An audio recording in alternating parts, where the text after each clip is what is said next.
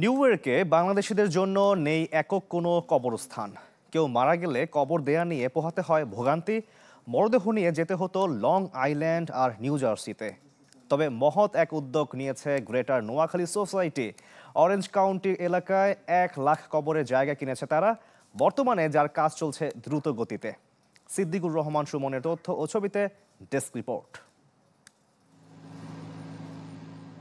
করোনার সময় মরদেহ কবর দেয়া নিয়ে মানুষের দুর্দশা প্রত্যক্ষ করেছে নিউ ইয়র্কের বাংলাদেশি প্রবাসীরা। নিউ জার্সি, লং আইল্যান্ড সহ যেসব স্থানে কবর দেওয়ার ব্যবস্থা আছে সেখানেও গুনতে হয় মোটা অঙ্কের অর্থ।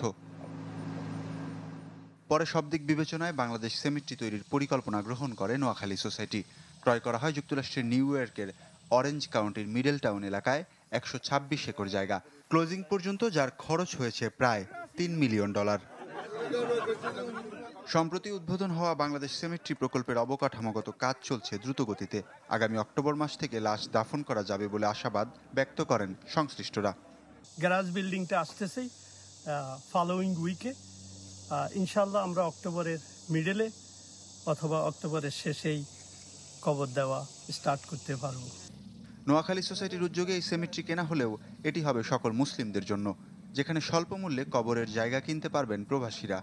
শুধু নোয়াখালী বাসিন্দা, পুরো বাংলাদেশিদের জন্য যারা যারা কবরের জায়গা কিনবে সবাই কবরের জায়গা আমরা ওপেন করে দিচ্ছি। অলরেডি আমরা 5,000 কবর বিক্রি করে দিচ্ছি। দূরত্ব, পানির স্তর, মাটির গুণগত মান বিবেচনা করেই মিডল টাউনকে বেছে নেওয়া হয়েছে। নিউ ইয়র্কে বন্যা হলেও এই এলাকায় পানি ওঠার ঝুঁকি খুবই কম। প্রথম ধাপে 20,000 কবরের জায়গা তৈরির পরিকল্পনা করা হলেও এর সংখ্যা আরও বাড়বে বলে আশাবাদী উদ্যোক্তারা।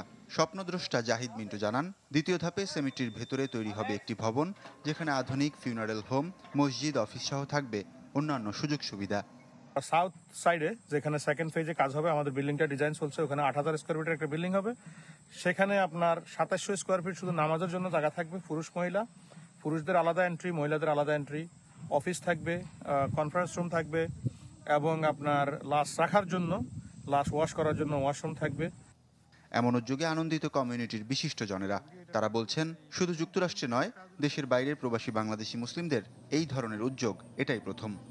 আজ থেকে 40-50 বছর আগেও কেউ চিন্তা করে নাই যে মুসলমানদের জন্য একটা আলাদা কবরস্থান হবে এই আমেরিকার মতো দেশে। এটা অত্যন্ত গুরুত্বপূর্ণ আমাদের বাংলাদেশিদের জন্য, স্পেশালি মুসলমানদের জন্য। এটা প্রশংসার দাবি রাখে। মহৎ এই উদ্যোগ আমেরিকায় বাংলাদেশি কমিউনিটির সুনাম বৃদ্ধি করবে বলে মত প্রবাসীদের। Desk report, channel 24।